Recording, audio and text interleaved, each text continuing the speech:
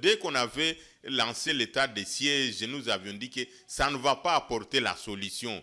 Et je crois que l'état de siège, ce n'était pas pour résoudre la guerre. Il vient de dire que c'est pour le business. Mais je crois que c'était un état de siège qui avait des visées plus économiques pour pouvoir mettre la main sur des richesses ou trouver la possibilité de faire échapper. Le gouverneur avait dit, sous l'état de siège, on a renfloué les caisses de l'État. Non, mon frère. Si on a renfloué les caisses de l'État, quel est le résultat aujourd'hui? Quel est le résultat? Puisque nous avons, je venais de vous dire tantôt ici qu'il faut toujours faire l'évaluation. Il faut toujours qu'il y ait des indicateurs. Tant qu'on n'a pas un élément palpable qu'on peut présenter, tant qu'on n'a pas les résultats, c'est-à-dire qu'il y a eu échec. Nous savons que parmi des points négatifs que nous pouvons relever sur ce qui nous dirige aujourd'hui, en plus, bien entendu, des conditions de vie de la population qui ne sont pas améliorées, et en plus du fait que la vie est devenue, le caractère sacré n'existe plus, il y a cette question liée à l'intolérance. La question liée à l'intolérance de ceux qui nous dirigent aujourd'hui a atteint un niveau qu'on ne peut même pas calculer. Nous pensons que l'état de siège a échoué. Nous l'avions dit que ça va échouer et ça a échoué. Alors, qui fait croire au chef de l'État que ça a réussi sur le terrain? Bon, j'étais en train de le dire et je crois que je peux le dire mille et une fois. Est-ce que c'est son entourage? Peut-être on n'arrive pas à lui montrer que l'état de siège a échoué. On n'arrive pas à lui dire, voici, nous avons lancé ça à tel moment, il n'y a aucun résultat jusqu'à ce jour. Nous pensons qu'il faut faire ceci ou cela. Et malheureusement, toujours tout va tomber sur la tête puisque c'est lui qui doit assumer les passifs et l'actif en termes de la redevabilité de la gouvernance du pays.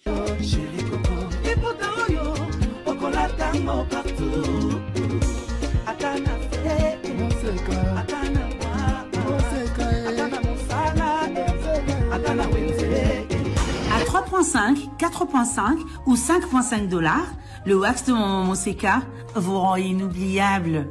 Merci de nous contacter. Non à la balkanisation de la République démocratique du Congo. Le Congo restera un et indivisible.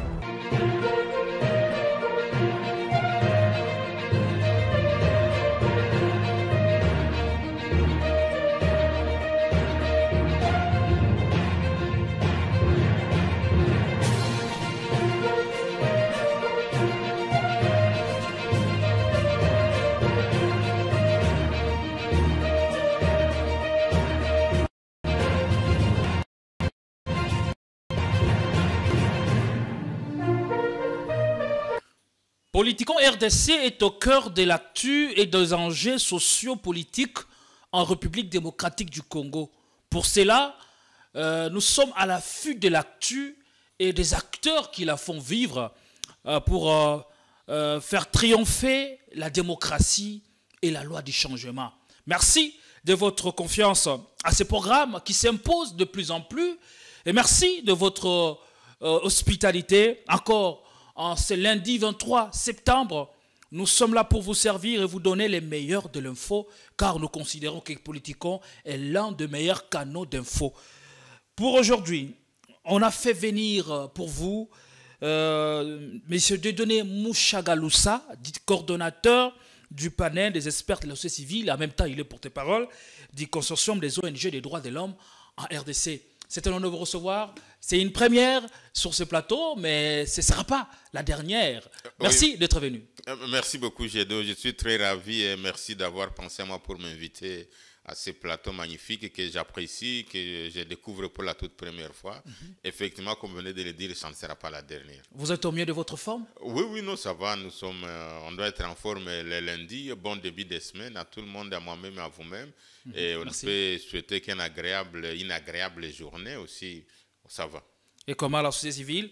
Est-ce que aussi vous êtes tenté un jour de rejoindre la politique politicienne et se retrouver par conséquent au sein des institutions?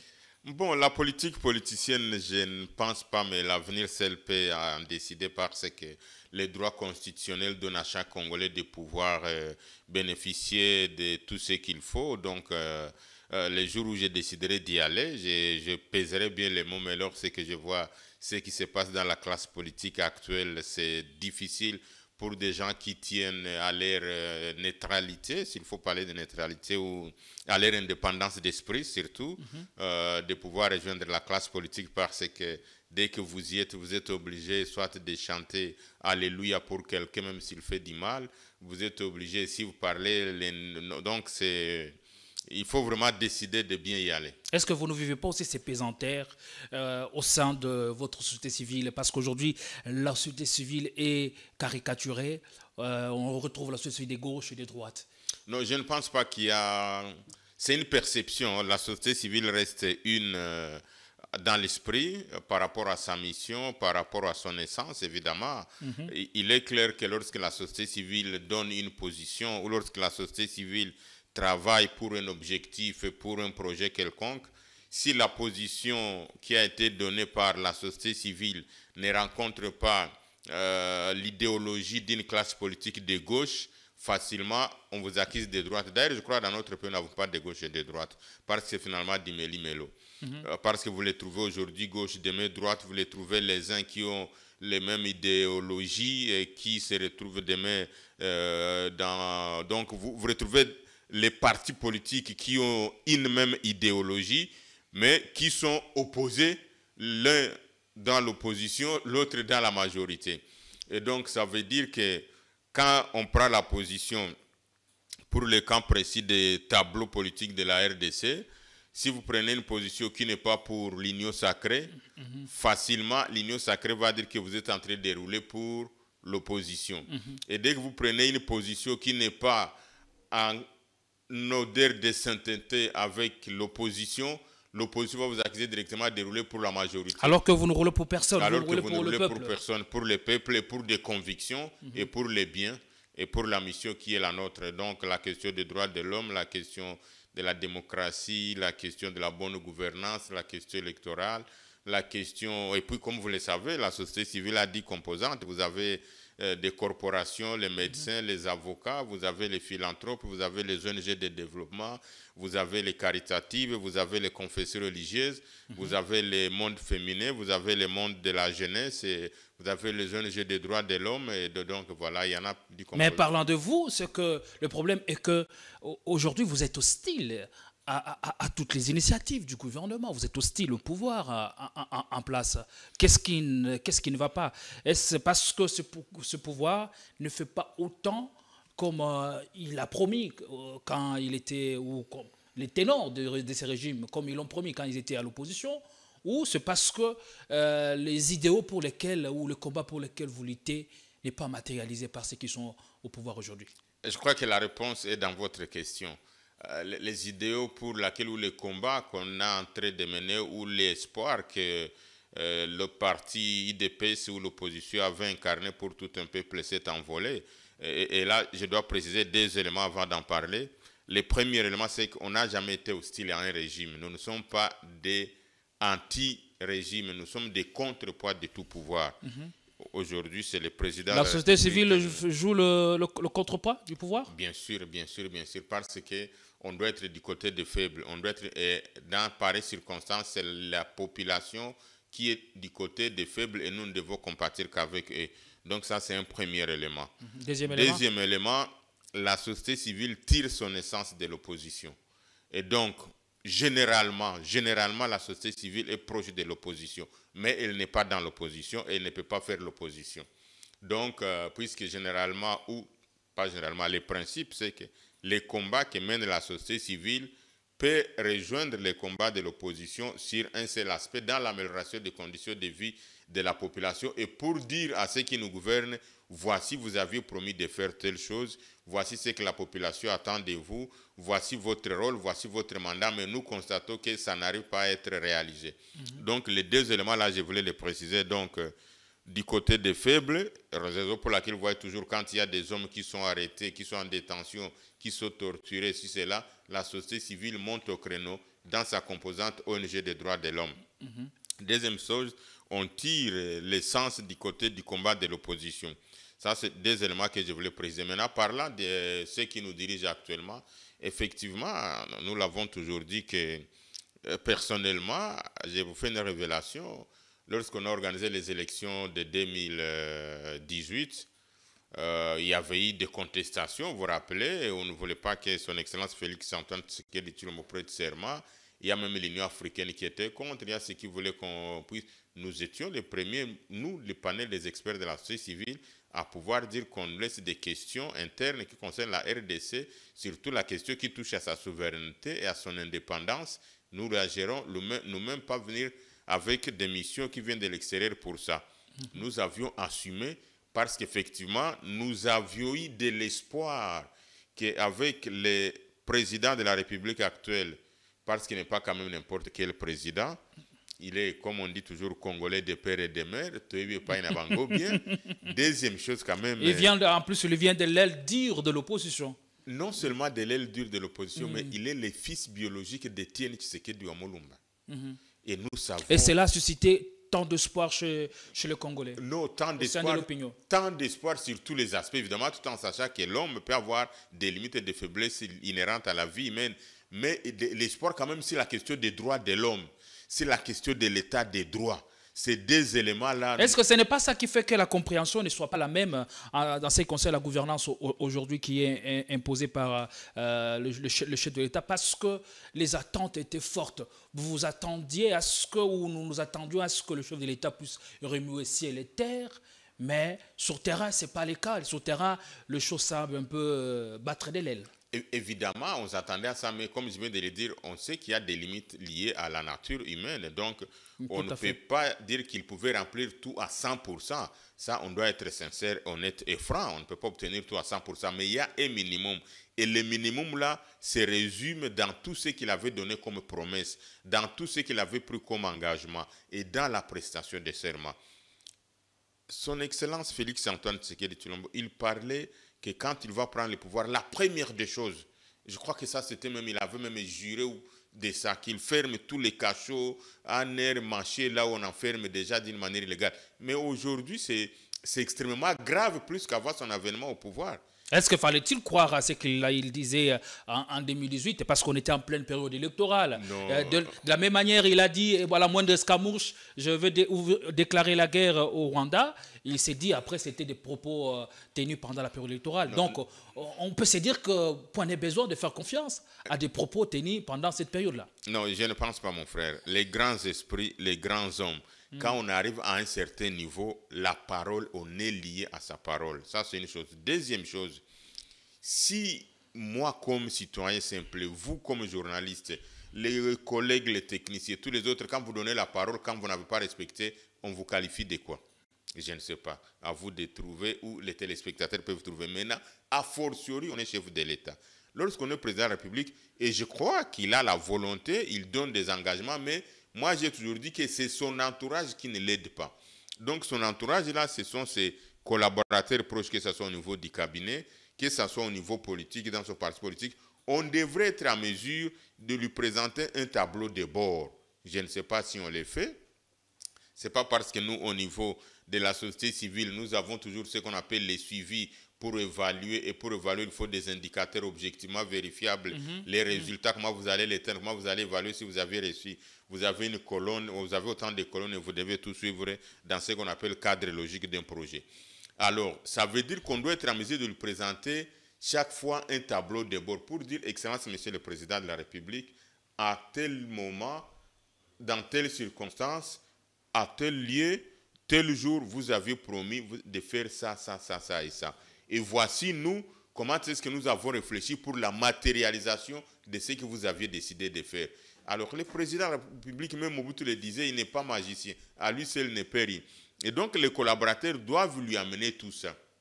Raison pour laquelle, nous, au niveau des ONG de droits de l'homme, je venais de vous dire que j'en suis le porte-parole du consortium des ONG de droits de l'homme, on fait des alertes pour dire, voilà, il y a des détentions extrajudiciaires à tel endroit, au niveau de l'ANR, au niveau de la DEMIAP, et nous venons d'apprendre, je ne sais pas si c'est vrai, qu'il y a encore des cachots parallèles qu'on a créés au Palais des Marbres, où on enferme les gens d'une manière subjective et contre les principes fondamentaux consacrés dans notre Constitution pour dire il y a ça, ça et ça.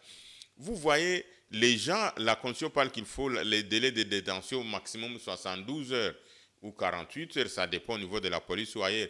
Mais vous trouvez des gens qui sont détenus pendant autant de mois Vous avez vu ce qui s'est passé à Makala. Nous sommes en train de faire remarquer donc à ceux qui nous dirigent qu'il y a effectivement ces cas de détention extrajudiciaire qu'il faut dénoncer. Vous imaginez quelqu'un comme l'abbé Jean Bosco Bahala, qui était le coordonnateur du PDDRCS. Il va en mission officielle avec un ordre de mission signé par l'actuel vice-premier ministre et ministre de la Défense. Et à son retour, on met la main sur lui. On met la main sur lui. Non seulement d'abord on le révoque alors qu'il est en plein voyage, il n'est pas encore arrivé. Il arrive, on l'arrête directement à l'aéroport. On arrête même son parsec qui n'a rien à faire des mandats police qui est seulement les porte-mallettes de son chef. Et à ce jour, ça fait autant, un mois et plus, il est à la DEMIAP. Si c'est que nous avons toujours demandé, certainement que les services ont un rôle à jouer, un rôle important. Mais dès qu'on attrape quelqu'un, s'il n'y a pas des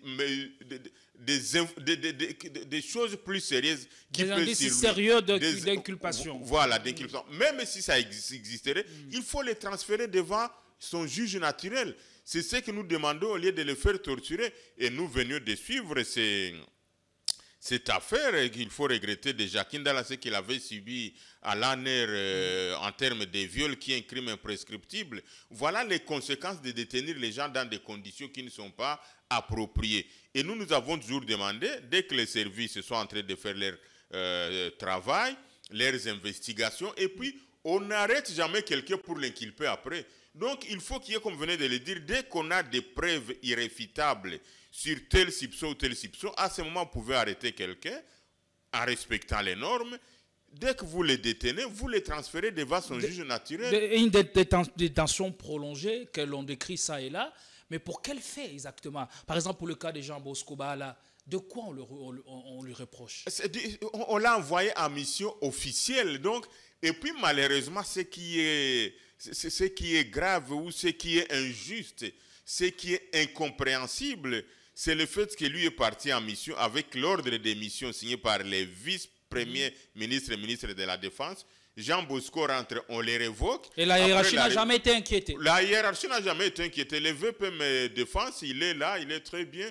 Et donc, nous n'avons... Vous voyez, c'est cette politique de deux poids, deux mesures. C'est ahurissant. Et même si vous amenez ces cas-là, vous l'exposez devant quelqu'un d'autre, vous dites, voici la situation. Qui peut comprendre ça? Et donc, ça devient injuste. Et ça, on ne peut pas accepter.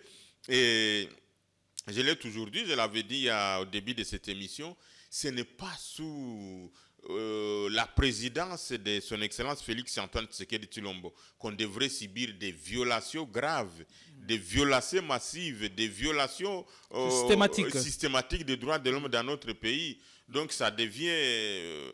vous voyez ce qui se passe, que ce soit à Makala, à Goma, des détentions, on traque les gens au Katanga, Congo central à l'époque, par-ci, par-là, ce qui s'est passé dans les Maniema, ou l'ancien gouverneur. Donc, et puis dans une impunité... Et qu'est-ce que je pourrais justifier cela? Est-ce que c'est parce qu'on ne sait pas sur quel pied danser, ou on n'a pas une vision qu'il faut, une vision à imposer, que l'on se perd dans n'importe quoi, dans du grand n'importe quoi, je peux même le dire.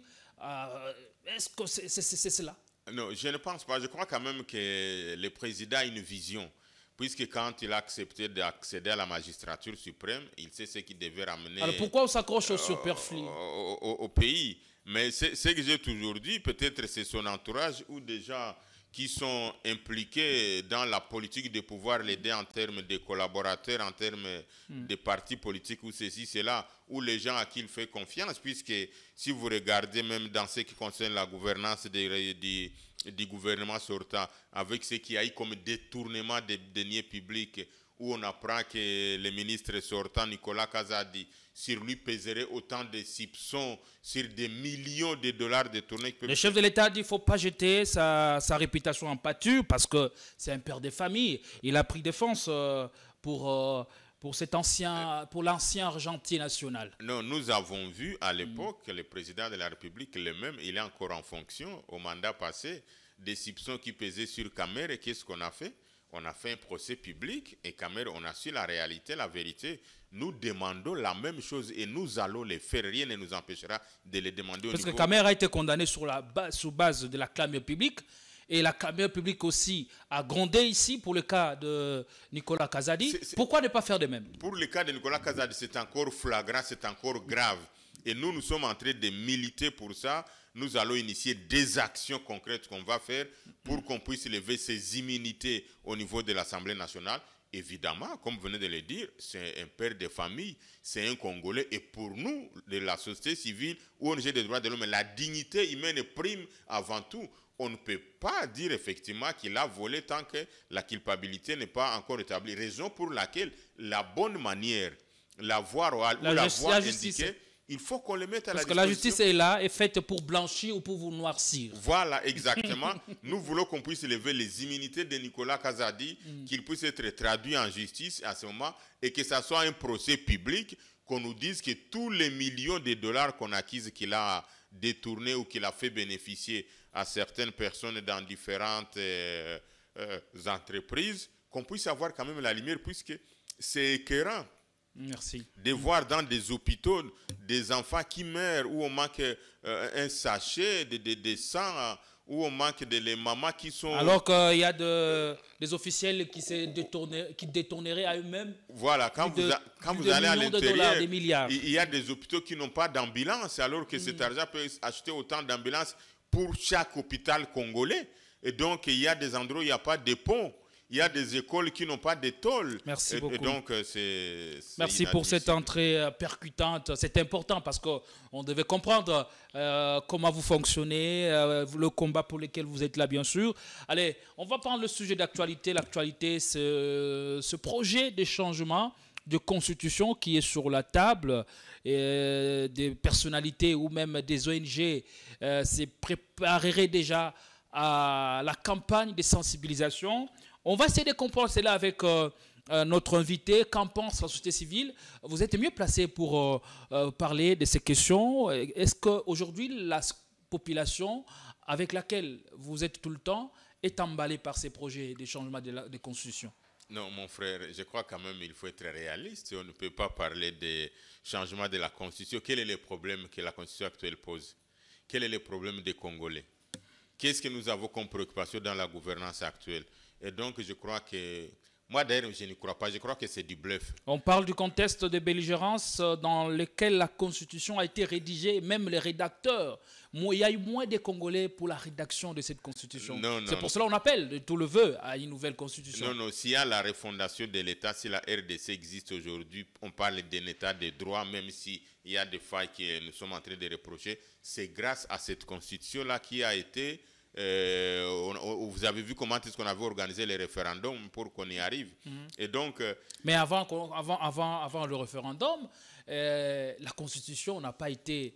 il n'a pas eu un travail, une campagne de sensibilisation pour que la population s'imprègne de chaque disposition contenue dans cette loi fondamentale. C'est là le problème. Bon. La population est allée voter pour ce qu'elle ne connaissait pas. Non, je pense, je l'ai dit et je le répète, d'ailleurs, c'est un sujet sur lequel je ne peux pas beaucoup épiloguer parce que je crois que c'est du bluff. Je ne vois pas quel est le problème qu'on va résoudre. La population aujourd'hui, nous avons besoin d'amélioration des conditions de vie de la population, les basiques de la population. Nous avons besoin d'avoir des élections crédibles et transparentes. Nous avons besoin du respect de l'état de droit. Nous avons besoin de la bonne gouvernance. Alors, est-ce qu'en faisant la modification ou le changement de la Constitution, on va résoudre ce problème-là? Je ne pense pas. Je crois que ceux qui veulent entraîner les présidents... Comme je viens de vous le dire, je suis sincère et franc. Ceux qui me connaissent bien savent, vous aurez le temps de nous apprécier parce que nous viendrons tout le temps dans cette émission. Les téléspectateurs, les publics et les auditeurs savent que Dieudonné Mouchagaloussa n'a jamais eu peur de dire la vérité lorsqu'elle est objective et rationnelle. Et je n'ai jamais eu je ne peux pas non plus aller dans les sensationnels, je ne peux pas non plus jeter le discrédit sur les autorités parce que ce sont nos autorités, mais je dénonce les faits. Et pour cette question de changement de constitution, pour moi, je crois que c'est du bluff. Donc, on veut seulement... les gens qui entourent ou les gens qui peuvent avoir l'occasion d'approcher telle ou telle tendance politique proche de l'union sacrée ou de la majorité ou des chefs de l'État, ils veulent seulement flatter, ils veulent seulement Je ne pense pas que... Est-ce que ce n'est pas une occasion, enfin, une fois, pour que le Congolais se mette autour d'une même table et puisse parler, puisse avoir un débat national sur des questions qui minent notre développement ou qui dérangent notre quiétude, par exemple. Alors pourquoi le changement ou la révision constitutionnelle vous ferait tant peur?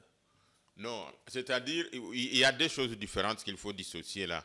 La question de se mettre autour d'une table, je suis d'accord. Moi qui vous parle ici, les preuves existent. Nous étions, mon organisation, les premiers à écrire au président de la République sur la nécessité de faire une cohésion nationale pour que finalement on puisse faire face aux multiples défis qui guettent et aux multiples défis effectivement qui se présentent à nous, mais également qu'on puisse regarder dans une même face au-delà où malgré quelques pas de divisions, quelques sensibilités qui peuvent exister ou des différences qui peuvent exister en termes politiques ou en termes d'approche.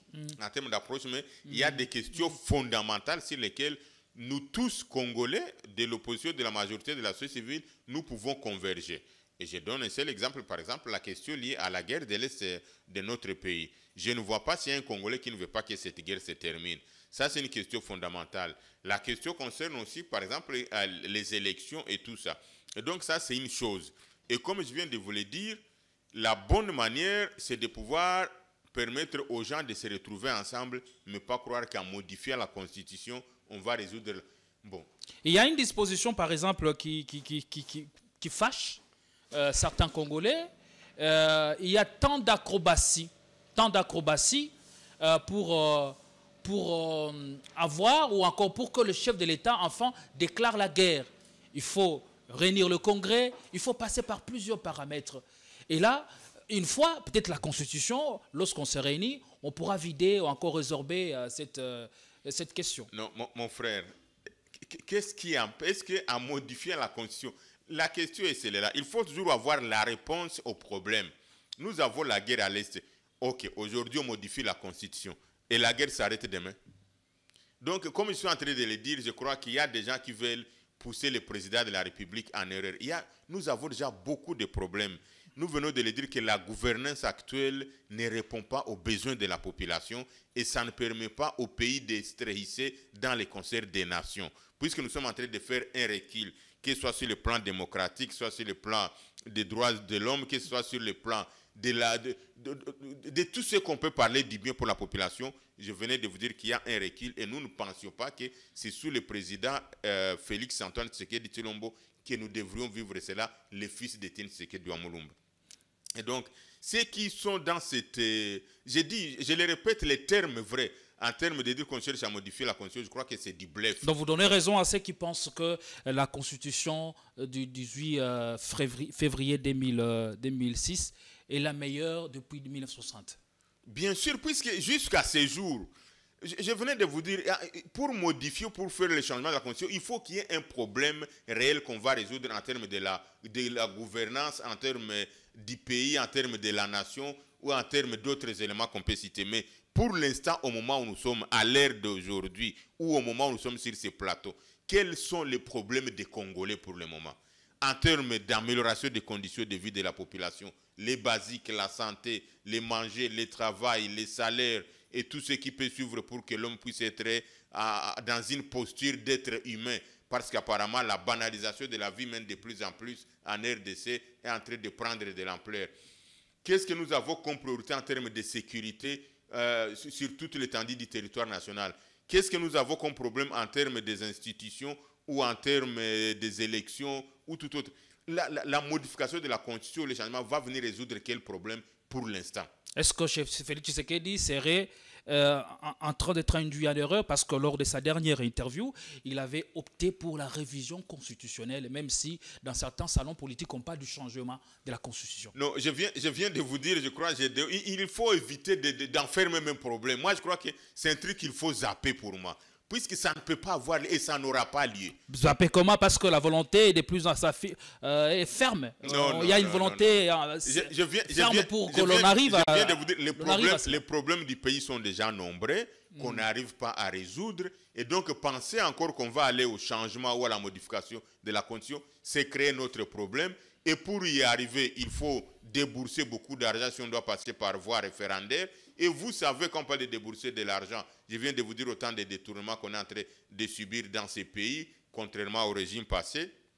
Avec la CENI actuelle, comme la CENI a démissionné, organisé les élections et organisé les référendums, ils ont englouti plus d'1,4 milliard de dollars dans les élections chaotiques que je considère comme une gadoue électorale parce que pour moi, ces élections n'ont jamais eu lieu, il y a eu des nominations. Et donc, chercher encore à faire référendum, c'est-à-dire, c'est à la fois une frappe qu'on veut chercher à faire pour encore débourser 1 milliard de dollars et les milliards de dollars là va tomber dans des poches. Donc, je pense que s'il y aura un élément sur lequel l'ensemble de la population congolaise va se réunir et va trouver un bloc commun, et on le fera, ça sera mettre en déroute ces projets-là de faire la révision ou le changement de la Constitution. Et comment la société civile compte s'opposer à ces projets funestes selon certains parce qu'aujourd'hui, l'Union sacrée, la plateforme au pouvoir, a le maximum des députés. Et ils ont donc tout le boulevard pour arriver à ce changement ou à cette révision de la Constitution. Non, je l'ai dit, je crois, en demi-mot, même si je n'ai pas donné tous les stratégies. Je crois qu'il y a déjà qui veulent pousser le président de la République en erreur. En tout cas, les erreurs sont déjà, il y en a, on n'arrive pas à répondre aux besoins de la population. Vous voyez déjà des grognes qu'il y a au sein de la population congolaise aujourd'hui. Et arriver maintenant à dire qu'on va encore faire la révision, le changement de la Constitution, ça sera les goulots maintenant, ça sera l'élément, ça sera pousser les bouchons plus loin. Et si on pousse encore les bouchons plus loin... La goutte d'eau qui ferait déborder les vases. Oui, oui. Donc, et comme je viens de vous le dire, moi, je vous dis, je le répète, Gédéon, cette question, je ne veux même pas y réfléchir 4, 5, 6 fois parce que je sais que c'est du bluff. Et donc, si vous pensez que la société civile ne sera pas en mesure de le faire, la population congolaise elle-même, c'est un peuple mûr, c'est un peuple mature. Vous avez déjà vu combien de fois on a déjà fait.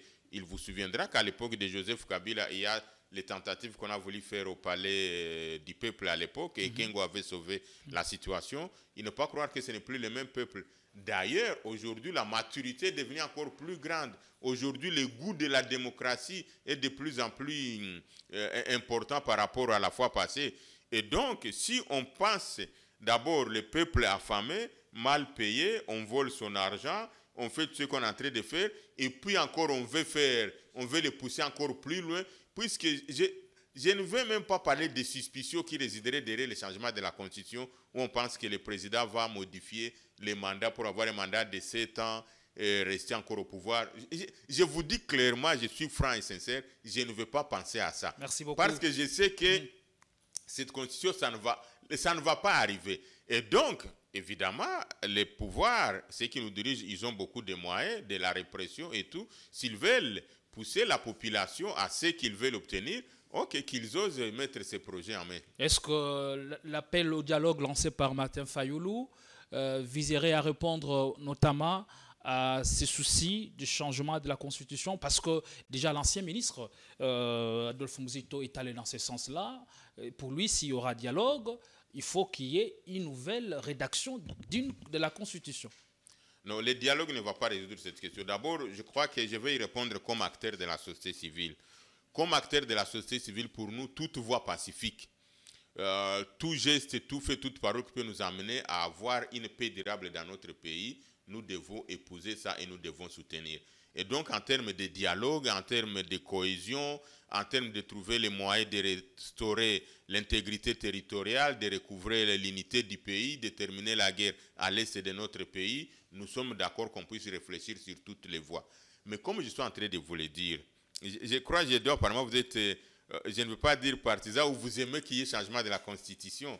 Et donc, est-ce qu'en faisant les changements ou la modification de la Constitution aujourd'hui, est-ce que ça va permettre de résoudre la guerre à l'est du pays? C'est ce que je suis en train de vous dire. Non. Mais en faisant un dialogue, en faisant une cohésion nationale, nous avons déjà vu, la RDC tire son essence de dialogue. Donc, chaque pays a des questions existentielles liées à son existence, permettez cette tautologie, parce que pour que la RDC existe dans notre pays, c'était la conférence de Berlin. Les gens se sont mis ensemble, ils ont dialogué, ils ont dit non, on prend telle frontière, on fait ça, on délimite les pays par-ci, par-là. C'était le dialogue qui avait permis ça. Pour avoir l'indépendance, qu'est-ce qu'on avait fait? C'était la table ronde de la Belgique en 1959, si je ne m'abuse pas, ou de 1960. C'était aussi, lorsqu'il y a eu les problèmes à l'époque de la dictature mobutienne, où il y avait tout ce qu'il y a, il y a eu la conférence, c'était le dialogue, où on a finalement fait l'avènement du monopartisme au multipartisme. Et après ça, il y a eu la guerre qui a survenu à l'époque de 1+4, avant le 1+4 RCD et tout le reste, les pays subdivisés. Il y a eu le dialogue intercongolais à Sun City, mais qui était précédé par deux autres qu'on oublie souvent, Libreville 1 et Libreville 2. Et j'avais eu l'occasion d'y participer comme société civile à l'époque, représentant les bureaux de coordination de la société civile du Sud Kivu. Et donc, au moins, je sais ce qui s'est passé à Sun City. Et donc, il y a eu à un moment donné la question qui était liée au fin mandat de Joseph Kabila en 2016 récemment. Qu'est-ce qu'on a fait pour résoudre cette crise? Il y a eu les dialogues. Aujourd'hui, nous sommes face à une nouvelle crise et souvent, si vous regardez l'historique de ces dialogues-là, c'est souvent après 25 ans ou 40 ans que ça arrive. Mais si on doit le faire, il faut que ce soit un dialogue qui va jeter des bases solides pour que finalement des choses pareilles n'arrivent plus. Est-ce que le contexte est si prêt? Bien sûr, bien sûr, bien sûr, le contexte est si prêt à ça, d'autant plus que vous voyez qu'il y a la guerre qui est à l'est de notre pays, qui n'arrive pas à se terminer. Je venais de vous parler des violations massives et tout ce qu'il y a comme violation des droits de l'homme, des arrestations et tout le reste. Donc, il faut quand même qu'à un moment donné, les Congolais puissent vous regarder en face pour dire, nous avons tel problème, comment on va les résoudre. Mais comme je suis en train de le dire, je le répète, la Constitution, avec la modification ou son changement, ne viendra pas résoudre des problèmes que nous avons. Et donc, raison pour laquelle moi, je considère que cette question, c'est du bluff. Et si réellement, ceux qui nous dirigent veulent tenter la maturité de la population ou du peuple congolais, qu'ils osent affranchir les ribans pour dire non, nous nous engageons sur les voies du changement ou de la modification de la Constitution. Alors, à ce moment-là, ils sauront que le peuple congolais est déjà mature. Voilà, merci beaucoup. On va prendre le deuxième sujet de l'émission, le dernier, qui reste sur cette table. Au sein de l'Union sacrée, beaucoup de frustration après l'énième prorogation de l'état des sièges. Les élus du Nord Kivu, du Sud ainsi que de l'Uturi n'ont pas accepté que l'on assiste à une nouvelle prorogation de l'état des sièges qui n'a servi, selon eux, à rien pour l'instant. Eh bien, on va prendre cette réaction juste après du député membre de l'Union sacrée, Justin Bitakura, sur les ondes de nos confrères de Top Congo, où il a en tout cas critiqué la gouvernance sécuritaire dans l'est du pays. Depuis l'état de siège, ça a 3 ans. J'ai dit bien 3 ans. Tu libéré le village, tu libéré tu récupéré. Parce que sur 6 territoires, il y a Nord Kivu, 4, et ça sous occupation. Et puis, officier sous militaire, na lobité que militaire nyonso, officier militaire sous, bazoué loko wana lukula business na bango. Est-ce qu'on y dit que même patron ya bitumba, azoto ngande église, officier nyonso bakende ko sambela na église na yi. Hollanda, patron ya bitumba. Nan gouverneur? Gouverneur, il y a un chargé des opérations. Ok, na Nord Kivu. Na Nord Kivu, na Goma kaka ville. Azotonga église, na école likolo. Sikolo chaque soir il faut ba officier bakende ko sambela. Ata yo moko. Mais asikoyo, souci na biso eza nini? Est-ce que réellement ici à Kinshasa le gouvernement congolais est conscient des dégâts humains au Rwanda zo sale pa na biso? Est-ce qu'il y a bien? Gouvernement congolais, ce qui est bitumba solo. Pas n'y a kangi frontière. Pas n'y a 4 relations diplomatiques na Rwanda. Pas dit. C'est parce que c'est du théâtre. Ouais, on dit ton ingaki, tout ça la manso, pour battre yo kabiso. Tout ça peuple peuple moko divisé. Mboke zo kweya, mususu bazo handicapé. Et kweya libela. Mais bisonde tout ça la manso, la train, et ningi kweya, tout la train. Ezonga na rai nde catégorie ya batumi ya bakongole mibale bwana nde bitumba tozana ngo tomonike ebele balingi penza totindika train ekweya libela mais biso tozwi ba mwasinga tolongola train eske ninge kweya tozongisa ngo na rai yondo ko ebisa so bafuta makate esa ba simple volontaire tokofa na frunga gratuitement Mais bazana appui à gouvernement. Oyo bazana no na âge ya bien. Oyo bazana no âge ya bien. Oyo Kagame akoko banga principalement eza bango. Pona yo Kagame abanga FRDC. Kagame azana ba produit ebele na kati ya FRDC. OK. Bato no baza ebele eyebani. Na kati ya FRDC. Baza ebele eyebani. Bazaki ba RCD, ba CNDP, ba mosusu ba utesuki na M23 soki wapi. Bapesaka par rapport pa Kagame. Parce que muntu nyonso akota na rébellion ya Kagame. Elongi nde etikali Congolais. Motema ekoma Kagame. Toki muninga na yo. Siko ba FRDC. Moi plusieurs fois na lobango. Ngai à la place du président. Mutu nyonso ya kota rébellion moyen zala na front ya est zate. On ne traite pas un malade sans entendre ses plaintes. Cette guerre entre RDC et Rwanda, c'est du théâtre. Est-ce que vous partagez le point de vue ou l'avis du député Justin Bitakura? Bon, d'un côté, il y a certains éléments, mais ce qu'il faut dire, c'est que Justin Bitakura est venu après nous. Nous, lorsque nous alertions que nous étions contre l'état de siège. Il n'a fait qu'emboîter Non, il n'a pas emboîté. Il est venu après. Nous avions alerté que l'état de siège ne va rien résoudre comme problème au Nord Kivu. Nous l'avions dit clairement. Aujourd'hui, l'histoire nous donne raison. Dès qu'on avait lancé l'état de siège, nous avions dit que ça ne va pas apporter la solution.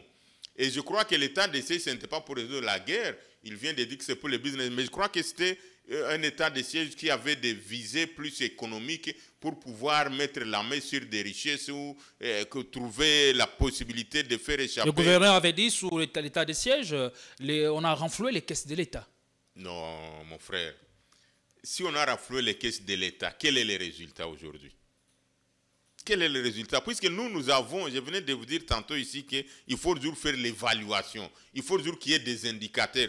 Tant qu'on n'a pas un élément palpable qu'on peut présenter, tant qu'on n'a pas les résultats, c'est-à-dire qu'il y a eu échec. Et nous l'avions dit, au Nord Kivu, il y avait la MONUSCO avec la brigade, vous avez vu des accords où on a parlé, on fait venir l'armée de l'EAC, après on parle qu'on va faire venir une brigade spéciale. Donc vous voyez des armées entre des armées qu'on est en train de venir. Donc il y a un tâtonnement. Et pourquoi il y a échec? Parce que c'est ce tâtonnement qui nous amène là où nous sommes aujourd'hui, où la politique de la gouvernance sécuritaire nous manque au plus haut point.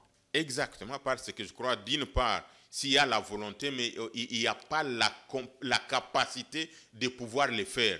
Et cette capacité de pouvoir le faire, à l'époque, nous avions encore proposé une fois de plus de ne pas décréter l'état de siège sans pouvoir associer la population ou les représentants de la population du sud, du nord Kivu, de l'Ituri. Nous avions dit cela, mais comme quand la société civile parle, vous venez de le dire quand à l'introduction de cette émission, qu'on a aujourd'hui qu'on est contre le pouvoir ou qu'on est très... Quand on alerte, on nous prend toujours pour dire non, ces gens-là roulent pour le compte de l'opposition, ils sont contre les régimes, ils sont ceci, cela. Nous l'avions dit, aujourd'hui, Bitakura vient nous rejoindre. Après, juste le moment où on avait lancé ça, les images existent, des éléments existent qu'on peut encore produire. Nous avions dit l'état de siège ne va pas résoudre la question qui est à l'est du pays parce qu'il faut chercher quelle est la cause. Comme nous étions en train de dire aujourd'hui, si vous ne savez pas la cause, vous vous attaquez seulement aux faits, vous n'allez pas avoir de réponse. Et pour vous, que cache ou que traduit cette frustration de Justin Bitakura? C'est une frustration ou c'est l'envie de revoir les choses, de voir les choses changer en fait sur le terrain? Non, je ne pense pas que c'est une frustration. Je crois que c'est l'envie de voir les choses changer sur le terrain. Parce que, comme j'étais en train de le dire, non, il n'y a aucun Congolais qui n'aimerait pas voir la guerre se terminer à l'est du pays. Même ceux qui sont en train de faire la guerre, je crois, la guerre use. Ils sont en train de vouloir comment sortir de ces cracas-là. Et donc, tout Congolais, lorsqu'on voit que ça ne résout pas la situation de la guerre à l'est de notre pays, il faut réfléchir maintenant sur un autre mécanisme. Et l'état de siège n'a rien répondu par rapport à ça. Nous avions parlé à l'époque de violations, que ça va entraîner violation des droits de l'homme là-bas. Aujourd'hui, il y a des militants des droits de l'homme qui sont arrêtés comme des malfrats au nord de l'état de siège. Alors, au lieu de terminer la guerre, on s'attaque aux gens innocents qui n'ont pas d'armes, qui n'ont que leur courage et leur volonté de pouvoir aider les pays à ce que les choses marchent. Et donc, nous pensons que l'état de siège a échoué. Nous l'avions dit que ça va échouer et ça a échoué. Alors, qui fait croire au chef de l'État que ça a réussi sur le terrain? Bon, j'étais en train de le dire et je crois que je peux le dire 1001 fois. Est-ce que c'est son entourage? Peut-être on n'arrive pas à lui montrer que l'état de siège a échoué. On n'arrive pas à lui dire, voici, nous avons lancé ça à tel moment, il n'y a aucun résultat jusqu'à ce jour. Nous pensons qu'il faut faire ceci ou cela. Et malheureusement, toujours tout va tomber sur la tête puisque c'est lui qui doit assumer les passifs et l'actif en termes de la redevabilité de la gouvernance du pays. Et donc, nous l'avions dit que l'état de siège, donc Bitakoura est venu nous rejoindre, nous avions dit bien avant que ça va échouer. Donc, il est venu confirmer ce que nous avions déjà dit. Est-ce que ces propos qu'il a tenus, qui semblent peut-être vrais, mais ça semble aussi dire toute la réalité que le militaire, que le FARDC vive au front, est-ce que ceci ne peut pas lui attirer enfin des ennuis au sein de l'Union sacrée, de cette majorité obeuse? Nous savons que parmi des points négatifs que nous pouvons relever sur ce qui nous dirige aujourd'hui, en plus, bien entendu, des conditions de vie de la population qui ne sont pas améliorées, et en plus du fait que la vie est devenue, le caractère sacré n'existe plus, il y a cette question liée à l'intolérance. La question liée à l'intolérance de ceux qui nous dirigent aujourd'hui a atteint un niveau qu'on ne peut même pas calculer. Donc, où chaque fois qu'il y a quelqu'un qui s'exprime et qui aide d'ailleurs à ce que les choses marchent bien, j'ai toujours vu des amis ou des compatriotes comme Ale Bolodjoa qui n'a pas aussi sa langue et qui a l'occasion de dire ce qui ne marche pas. Donc, il y a l'intolérance là envers ceux qui osent dire un mot. Et malheureusement, je l'ai toujours dit, on peut chercher à arrêter tout le monde. On peut anéantir tout le monde. On peut tuer tout le monde. On peut arrêter les gens pour les faire violer dans des cachots, des hommes qu'on fait violer dans des cachots. On peut faire ce qu'on peut faire, mais tant qu'on n'arrive pas à juguler la crise, tant qu'on n'arrive pas à répondre sur des éléments qui font que les gens parlent, donc ça sera une voie interminable. La bonne manière de faire taire les gens, la bonne manière d'éviter d'arrêter les gens, la bonne manière d'éviter de l'intolérance, c'est de répondre aux préoccupations les plus légitimes, du peuple, et qu'on puisse avoir vraiment un État où on est un État de droit comme on le veut, un État où on respecte les principes fondamentaux tels que consacrés dans notre Constitution, et à ce moment-là, qu'on puisse donner à manger aux gens, qu'on puisse éviter ces détournements des millions et des millions chaque fois qu'on arrive, qu'on puisse organiser des élections dans de bonnes conditions, des élections crédibles, qu'on puisse éviter des multiples détournements qu'on est en train de voir, qu'on puisse éviter ces tueries-là, qu'on puisse éviter ce qui est arrivé à Makala, nous l'avions dénoncé. Vous voyez ces chapelets de tout ce qu'il y a comme mot dans ces pays. Si on arrive même à améliorer un minimum, à ce moment, les gens vont se taire, on va dire, on va applaudir. Et comme je vous ai dit, la société civile, nous n'avons jamais été des anti-pouvoirs ou contre, nous sommes un contrepoids vis-à-vis de ce qui s'est fait. Nous sommes des légalistes et les autorités, nous les respectons, nous savons qu'ils sont là, mais nous devons leur dire, voici à tel niveau, puisqu'ils ont les mandats du peuple. Et s'ils ont les mandats du peuple, ils sont redevables vis-à-vis du peuple et nous ne pouvons que nous munir de notre courage pour leur dire non, voici ce qui ne marche pas. Merci beaucoup. Un mot sur l'Union sacrée avec le problème de gestion des ambitions. Voilà, on va terminer par là. Bon, et moi c'est l'Union sacrée. Je n'ai jamais su quelle est la vision de l'Union sacrée parce que si on vous dit la vision de l'Union sacrée, on va parler que c'est l'autorité suprême de l'Union sacrée. Et donc, l'Union sacrée, moi, je toujours considérée comme une nébuleuse qui n'apporte rien au pays. Merci beaucoup, Dieudonné Mouchagaloussa. Vous êtes coordonnateur du panel des experts de la société civile et porte-parole du consortium des ONG des droits de l'homme à RDC. Merci d'être venu. Et c'est moi qui vous remercie. Je crois qu'on va vous retrouver avec bis repetita, avec la même dose de plaisir pour une autre émission beaucoup plus élaborée pour parler de votre société ou encore de tas de sujets, des questions existentielles et essentielles de notre pays. En tout cas, à toutes et à tous, merci de nous avoir regardés. Nous vous retrouvons avec d'autres contenus sur votre chaîne Politikon, La Force du Détail. Prenez soin de vous, car chaque jour est une vie.